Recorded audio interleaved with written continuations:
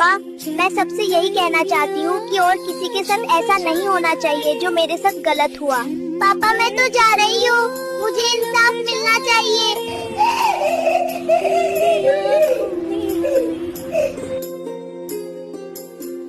बिटिया मेरी सो जाए।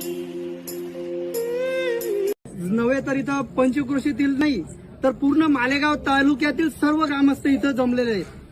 यांच्या सर्वांच्या वतीने आम्ही तुम्हाला फक्त एकच निवेदन देतो की जोपर्यंत तुम्ही आंदोलनाची हाक देत नाही तोपर्यंत या शासनाला आणि प्रशासनाला जाग येणार नाही।